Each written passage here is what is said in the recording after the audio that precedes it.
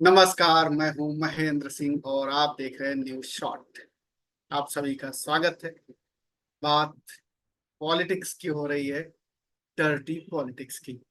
जी हाँ, संसद में आज जिस तरीके की पॉलिटिक्स हुई उसे डर्टी पॉलिटिक्स ही कहा जाएगा, क्योंकि संसद में राहुल गांधी की जाति पूछ ली गई। यहाँ तक कहा गया कि जिसकी जाति का पता नहीं है वो जाति जनगणना की बात करते हैं। जी हाँ, नाम लेके टेक्निकली तो नहीं पूछा गया, लेकिन राहुल गांधी ने इसका जवाब दिया, तो इससे साफ है कि राहुल गांधी के बारे में ही पूछा गया। और जिस तरीके से विपक्ष पर यह दबाव बनाया जा रहा है कि जाति जनगणना की बात ना करे, और विपक्ष है कि मान नहीं रहा, राहुल गांधी झंडा उठाए हुए हैं कि जाति जनगणना करा के ही मानेंगे और इसी सदन में अप्रूव कराएंगे। सत्ता पक्ष बड़े असमंजस में है। अनुराग ठाकुर ने इस सवाल पूछा जो अनपार्लियामेंट्री है। किसी की जाति पर सवाल इस तरीके से उठाना गैर वाजिब है। संसदीय परंपराओं में नहीं है, संसदीय भाषा नहीं है ये। अनुराग ठाकुर ने क्या पूछा और उसका जवाब राहुल गांधी ने क्या दिया, ये मैं आपको दिखाता हूं। आप देखिए कि किस तरीके से इस मुद्दे को संसद में उठाया गया। जब राहुल गांधी इस मुद्दे को लगातार उठा रहे हैं, वो वहां पर भी उठा रहे हैं, संसद में भी और सड़क पर भी जाति जनगणना के बारे में लगातार बोल रहे हैं। आप देखिए ये क्या ओबीसी की बात, जनगणना की बात बहुत की जाती है। बात कर रहे हैं। माननीय सभापति माननीय सभापति जी, जिसकी जात का पता नहीं वो गणना की बात करता है। बोलने का मन क्या था? स्पीकर सर, सर माइक नहीं सर, एक मिनट, माइक यहाँ से नहीं जाता। स्पीकर सर, मैं नाम जो ले भी तो माइक आ जाएगा। स्पीकर सर, जो भी इस देश में दलितों की, आदिवासियों की, पिछड़ों की बात उठाता है, जो भी उनके लिए लड़ता है, उसको गाली खाना ही पड़ता है। और मैं ये सब गालियां खुशी से खाऊंगा, क्योंकि महाभारत की बात हुई तो महाभारत में अर्जुन को सिर्फ मच्छी की आंख दिख रही थी, उसी प्रकार मुझे सिर्फ मच्छी की आंख दिख रही है। जाति जनगणना हम करा के दिखाएंगे। खत्म। आपको जितनी गाली देनी है आप दीजिए, हम खुशी से लेंगे। धन्यवाद। राहुल गांधी ने कहा कि जाति जनगणना वो करा के ही मानेंगे, और अनुराग सिंह ठाकुर कह रहे थे कि जिसकी जाति का पता नहीं वो जाति जनगणना की बात करते हैं। आप सोचिए कि ये क्या बात हुई। ऐसी कोई बात संसद में, जो सांसद है, जिसको माननीय सांसद,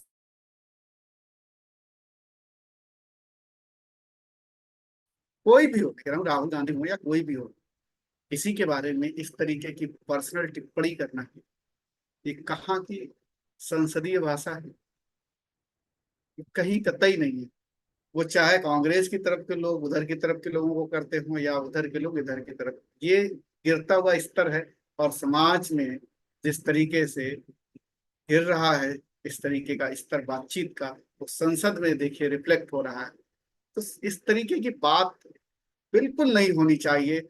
और जब अनुराग सिंह ठाकुर ने ये बात कही, हंगामा हुआ, और हंगामे के बाद राहुल गांधी ने अपनी बात कहने के लिए लगातार अध्यक्ष से कन्विंस किया। अध्यक्ष ने कहा बिल्कुल आपको मौका दे रहे हैं, और राहुल गांधी ने रिप्लाई दिया। उन्होंने कहा मैं गालियां खाऊंगा, खुशी से खाऊंगा, क्योंकि गालियां खानी ही पड़ती है।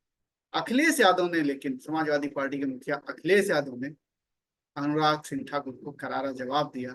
अखिलेश यादव ने क्या कहा मैं आपको सुनवाता हूं। अखिलेश यादव ने बहुत ही जबरदस्त तरीके से इसका प्रतिरोध किया, और उन्होंने अनुराग सिंह ठाकुर को, आप कीजिएगा, अनुराग सिंह ठाकुर को क्या कहा सुनिए जरा।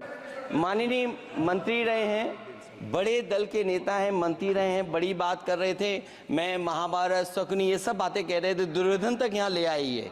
मैं केवल सभापति महोदय इनसे ये पूछना चाहता हूँ, आपने जाति कैसे पूछ ली है बताइए बस। आप जाति कैसे पूछ सकते हैं? आप बताएं, जाति कैसे पूछ सकते हैं? आप पूछ के दिखाओ जाति को। आप जाति कैसे पूछोगे तुम? जी हाँ, अखिलेश यादव ने कहा कि आप जाति कैसे पूछ सकते हैं। बिल्कुल ठीक बात है, तो संवैधानिक बात कह रहे हैं कि जाति आप कैसे पूछ सकते हैं। संसद में खड़े होकर के आप जाति पूछ रहे हैं। आप मंत्री रह चुके हैं, आप सांसद हैं कई बार के, बड़े नेता हैं आप बीजेपी के, आप जाति पूछ रहे हैं संसद में। तो समाज में क्या करते होंगे? समाज में आपका व्यवहार कैसा होगा जब आप एक नेता की जाति पूछ रहे हैं? संसद के में जो विपक्ष का नेता है उसकी जाति आप खुलेआम पूछ रहे हैं, तो आप बाहर क्या करते होंगे? और यही मानसिकता दर्शक, जिस किसी की भी ऐसी मानसिकता होती है, लड़ाई इस मानसिकता के खिलाफ है। जाति जनगणना इसी मानसिकता को दुरुस्त करने के लिए चाहिए। वैसे अगर सुधर जाना होता तो अब तक सुधर चुका होता। आजादी के भी 75 साल हो गए, अब तो सब सुधर जाता है, लेकिन नहीं सुधरा ना। तो इसीलिए कि जब आजादी के इतने सालों बाद जो प्रिविलेज्ड वर्ग है, जिसकी मानसिकता दूषित है, जिनकी भी मानसिकता दूषित है, सभी की नहीं है, सभी की हो भी नहीं सकती, सभी की तो सैकड़ों साल पहले भी दूषित नहीं थी, लेकिन जो लोग इस तरीके की मानसिकता के हैं, जिनके अंदर छुआछूत, गैर बराबरी, जिनके अंदर ऊंच नीच की भावना भरी पड़ी है, श्रेष्ठता की, जन्मजात श्रेष्ठता की भावना है, वो मानसिकता जिनके अंदर है, वो किसी भी जाति का, ऐसा नहीं है कि ओबीसी जातियों में ये श्रेष्ठता की भावना नहीं है, एससी एसटी जातियों में नहीं है, विद इन कास्ट भी है ये। हर एक जाति से ऊपर है, हर एक जाति से ऊपर बनाए हुए है अपने आप को।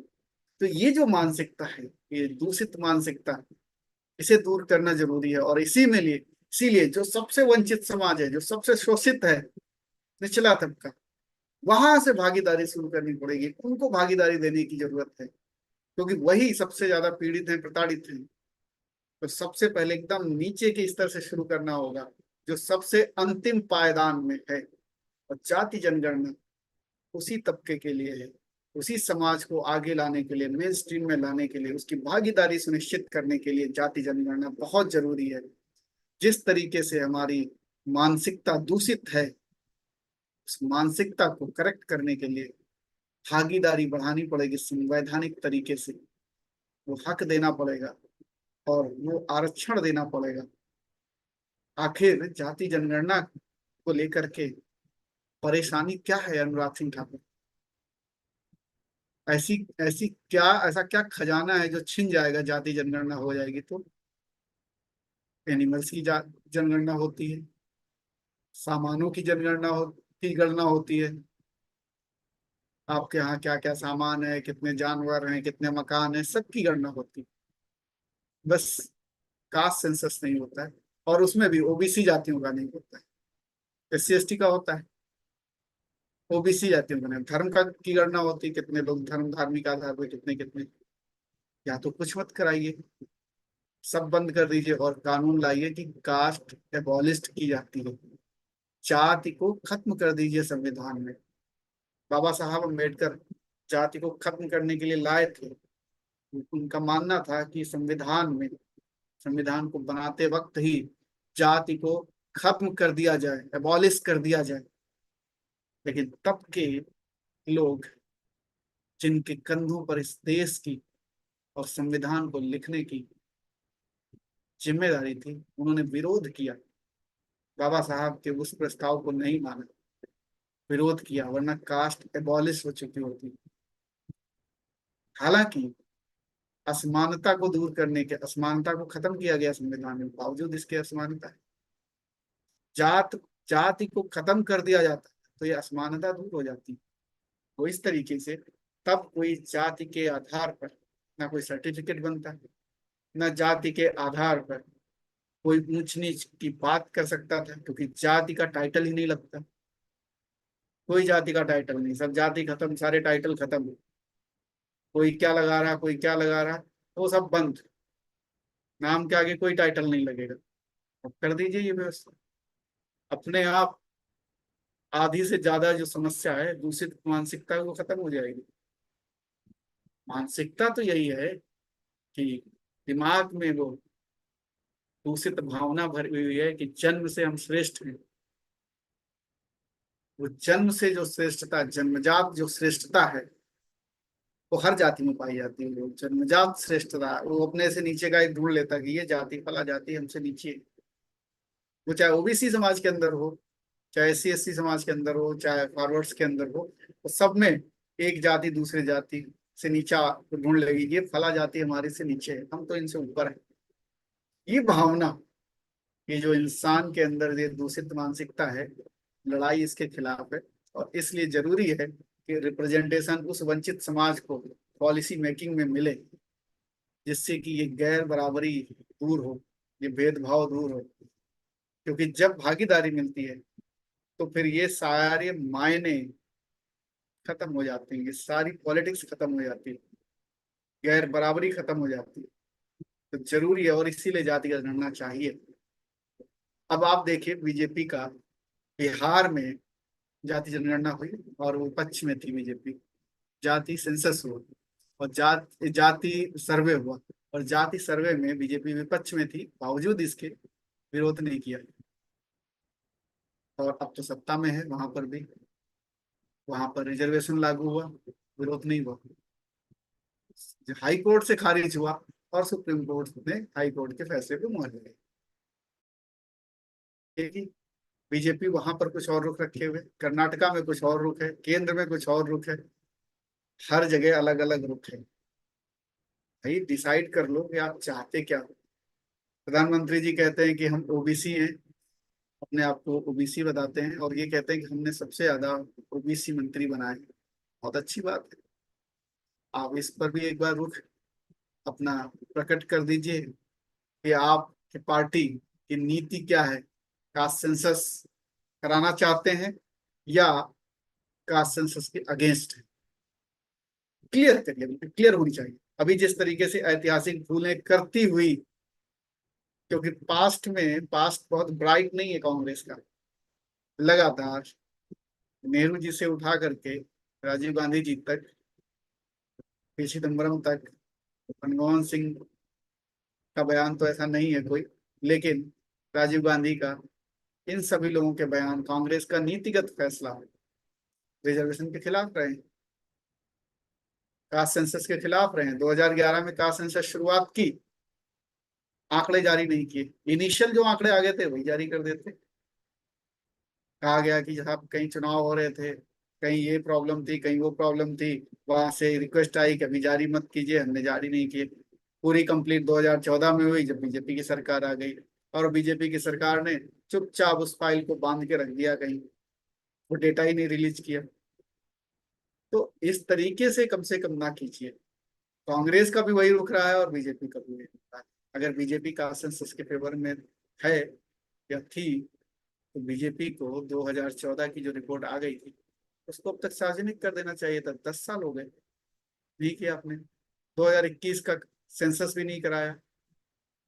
डर्टी पॉलिटिक्स कर रहे हैं आप बताइए तो कि आप करना क्या चाह रहे हैं। कांग्रेस ने बता दिया कि वो इस पॉलिटिक्स में इन्वॉल्व है। कौन सी पॉलिटिक्स? कि वो कास्ट सेंसस करा के मानेंगे। राहुल गांधी कह रहे हैं कि यहाँ पर आप मुझे गालियां चाहे जितनी दे लीजिए, लेकिन मैं कास्ट सेंसस कराऊंगा। यानी कि कांग्रेस ने अपनी पॉलिसी में बदलाव किया है, बिल्कुल यू टर्न ले लिया है। ठीक बात है, जब भी कोई अच्छी राह पे चले स्वागत करना चाहिए। अगर कांग्रेस अच्छी राह पे चलना चाह रही है तो स्वागत करना चाहिए। बीजेपी क्या चाह रही है, कास्ट सेंसस के फेवर में है या नहीं है, इसको बताना चाहिए, सार्वजनिक तौर पर बताना चाहिए।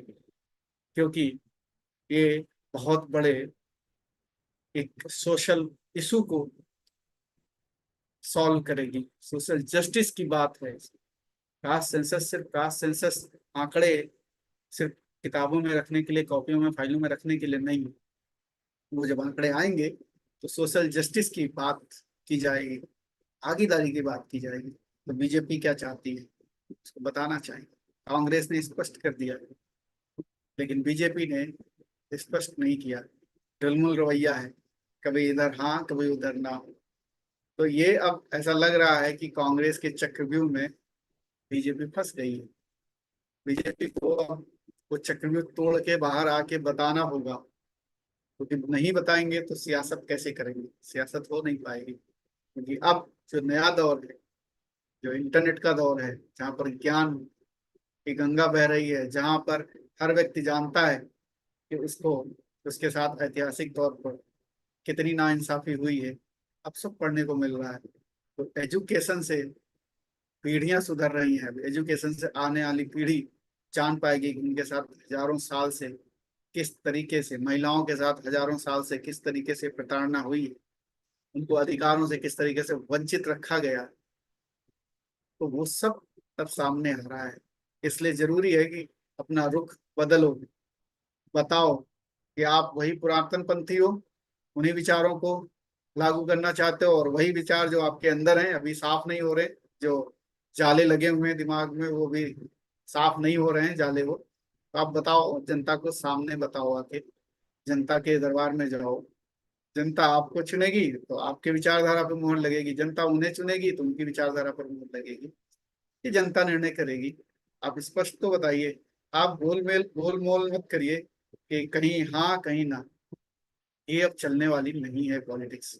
जिस तरीके से आप लोग डर्टी पॉलिटिक्स कर रहे हैं, हरे संसद में आप सवाल पूछते हैं कि जाति क्या है, जाति, जिनकी जाति का पता नहीं वो जाति जनगणना क्यों? भाई क्या दिक्कत है इसमें? नहीं है पता जाति है, जब किसी की मान लेते हैं तो क्या हुआ, बात नहीं कर सकते?